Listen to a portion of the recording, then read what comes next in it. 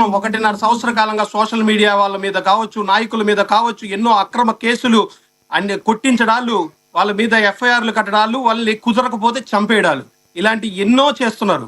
ఎందుకు? వీళ్ళు చేసే అక్రమాలు అన్యాయాల్ని నోరెత్తకుండా ఆపాలి, వైఎస్ఆర్ సిపి గొంతుని నులిమేయాలి అనే ప్రయత్నం చేస్తున్నారు. మీరు ఎన్ని చేస్తున్నప్పటికీ మీరు గమనిస్తున్నారో లేదో, తెలుగుదేశం పార్టీ వారు గమనిస్తున్నారో లేదో, వారు ఎన్ని చేస్తున్న రెట్టింపు ఉత్సాహంతో జగన్మోహన్ రెడ్డి గారి సైనికులు వీళ్ళు చేసే అక్రమాలని బయట పెట్టడం జరుగుతా ఉంది.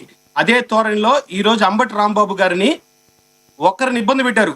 అంబటి రాంబాబు గారిని ఒకరిని ఇబ్బంది పెడితే ఈ రోజు ఎంతమంది అయ్యి వచ్చారు? వారి పాప స్వరం కూడా ఈరోజు అంబటి రాంబాబు గారికి తోడుగా వచ్చింది. ఈ రోజు రాష్ట్ర వ్యాప్తంగా తెలుగుదేశం వారు కావచ్చు, జనసేన వారు కావచ్చు, వైసీపీ వాళ్ళు కావచ్చు, కంగు తినే విధంగా అంబటి రాంబాబు గారి కూతురు మాట్లాడడం చూస్తుంటే కంగు తింటున్నారు వాళ్ళు. అలాగా మీరు ఎంత మంది మీద ఇబ్బందులు పెడుతుంటే రెట్టింపు కూతురికి తండ్రికి రాజకీయం ఉంటదంటారా? వీళ్ళు తీసుకొచ్చారన్నా. వీళ్ళు ఏం చేశారంటన్నా, ఏదైతే అంబటి రాంబాబు గారు అంటే కిషన్ గారు ఇక్కడ మీరు కంగు తిన్నారు అని మాట్లాడుతున్నారు కదా. కంగు తినటం అంటే ఏంటో తెలుసా? గతంలో ముద్రగడ పద్మనాభం గారు వైసీపీ పార్టీకి సపోర్ట్ చేసి మాట్లాడితే తాను కూతురు జనసేనలో జాయిన్ అయ్యి కంగు తినేటట్టు చేశారనే వాళ్ళకి ఏం చెప్తారు మీరు? అది కదా కంగు తినటం అంటే.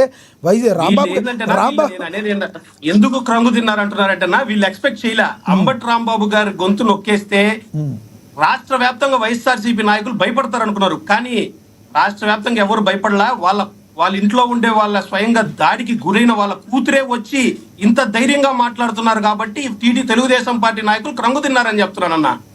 వాళ్ళు ఎక్స్పెక్ట్ చేయలే.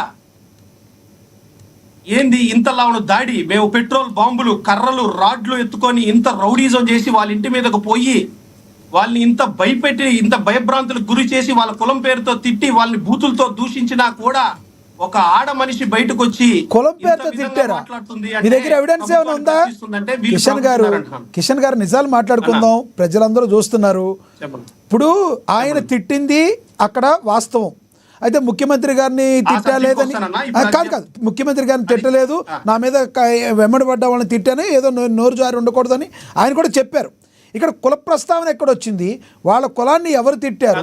ఈ కుల ప్రస్తావన ఎందుకు వచ్చింది అంటేనా, వాళ్ళ పాపే స్వయంగా చెప్పడం జరిగింది. ఇంట్లోకి వచ్చినటువంటి ఆకతాయిలు, రౌడీలు మమ్మల్ని కులం పేరుతో తిట్టారు అని చెప్పి వాళ్ళ పాపే స్వయంగా ప్రెస్ మీట్ లో రాష్ట్ర ప్రజలకి తెలియచేయడం జరిగింది. దానికోసం కుల ప్రస్తావన వచ్చిందన్న. ఇంకొకటి ఏంటంటే, అంబటి రాంబాబు గారు ఎందుకు తిట్టవలసి వచ్చిందో కూడా మీ అందరికి తెలుసు. కానీ నేను కూడా చెప్తానన్న మీ ద్వారా ప్రజలకి.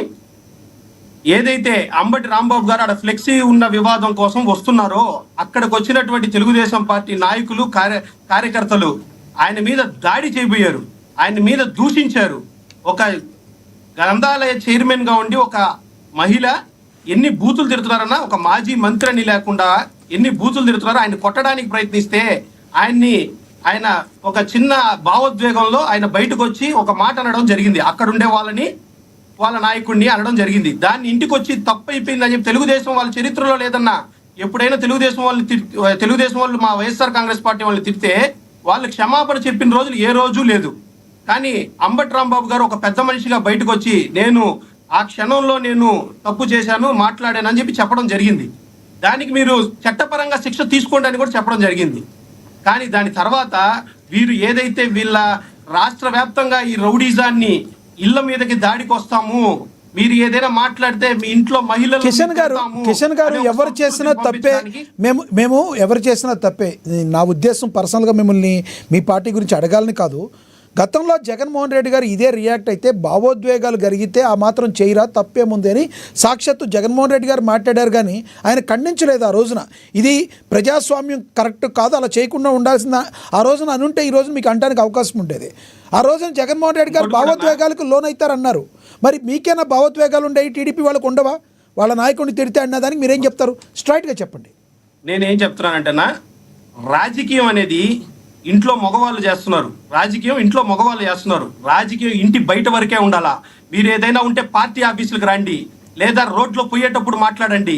మీరు ఒక మగవాడు, ఒక మాజీ మంత్రి, ఒక నాయకుడు, ఒక వైఎస్ఆర్ కాంగ్రెస్ పార్టీ సీనియర్ నేత ఇంట్లో లేనప్పుడు రాజకీయానికి సంబంధం లేనటువంటి వారి భార్య, వాళ్ళ పిల్లలు, వాళ్ళ మనవరాలు, పసిబిడ్డ వాళ్ళ ఇంట్లో ఉన్నప్పుడు మీరు వెళ్ళి ఇల్లు ధ్వంసాలు చేస్తున్నారంటే ఈ రోజు రాష్ట్రం ఏ విధంగా పోతుంది అని చెప్పని మిమ్మల్ని అందరినీ ప్రజల్ని తెలుసుకోవాల్సిందిగా నేను కోరుకుంటున్నా. భయభ్రాంతులకు గురి అవుతున్నారు.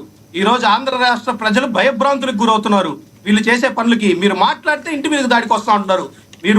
మీరు నిజంగా ఆ రోజు దాడి చేసిన వాళ్ళకి నిజంగా నికాస్ గనక ఉంటే మీరు రాజకీయంగా ఎదుర్కోండి, లేదా రాజకీయ నాయకులు ఎవరైతే మాట్లాడారో మీరు మాటలతో ఎదుర్కోండి, లేదా చేతలతో ఎదుర్కోండి, ఆ రాజకీయ నాయకులతో ఎదుర్కోండి. అంతేగాని మీరు ఇంటి మీదకి వచ్చి మహిళల మీద దాడి చేస్తామంటే ఈ రాష్ట్ర అది ఎవరైనా ఖండించాల్సిందే. మహిళల మీద, కుటుంబాల మీద 100% రాకూడదు. అది ఎవరు చేసినా తప్పే. టీడీపీ చేసినా, వైసీపీ చేసినా, జనసేన చేసినా తప్పే. మొన్న టీడీపీ కార్యకర్తలు ఎవరైతే ఉన్నారో అలా దాడి చేయడం 100% రాంగ్. మేము కూడా దాన్ని ఖండిస్తాం. ఇంకొకటి, రాజకీయ నేతలందరూ నోరు అదుపులో పెట్టుకుని మాట్లాడాలన్న దాన్ని మీరు యాక్సెప్ట్ చేస్తారా? అది ఏ నాయకుడైనా కూడా, టీడీపీ అయినా వైసీపీ అయినా. ఖచ్చితంగా చెప్తున్నా. అది నేనే కాదన్న చెప్పేది, మా నాయకుడే చెప్పాడు. ఏది అంబటి రాంబాబు గారే చెప్పారు. మీ అధినాయకుడు ఎందుకు చెప్పట్లేదు? మీ నాయకుడు చెప్పారు, ఓకే. కాదు సార్, మీ నాయకుడు చెప్పాడు, ఓకే. మీ అధినాయకుడి నోట్లోంచి ఈ మాట ఎందుకు నోట్లోంచి పెకలదు ఎప్పుడు? అన్నా ఇప్పుడు ఒకటన్నా, మీరు ఒక ఫ్లవర్ ఇస్తే మీకు తిరిగి ఫ్లవర్ వస్తుంది. మీరు తిడితే మీ దగ్గర తిట్లు వస్తాయి. ఆ రోజు ప్రతిపక్షంలో ఉన్నప్పుడు సాక్షాత్ ఆనాటి ముఖ్యమంత్రి జగన్మోహన్ రెడ్డి గారిని ఈనాటి మంత్రి లోకేష్ గారు ఏ విధంగా మాట్లాడారు మనం అంతా చూడలేదన్నా. ఈ రోజు మంత్రులుగా కొనసాగే వాళ్ళు ఆ రోజు వైఎస్ఆర్ కాంగ్రెస్ పార్టీలో జగన్మోహన్ రెడ్డి గారిని, భారతి గారిని ఏ విధంగా మాట్లాడారు మీరంతా చూడలేదన్నా. దానికే ప్రతి విమర్శలు వస్తాయన్నా. మీరు గౌరవంగా మాట్లాడితే ఇటు నుంచి గౌరవంగా సమాధానం వస్తుంది. ఈ మాటల వల్ల వచ్చే సమస్యలే ఇవన్నా.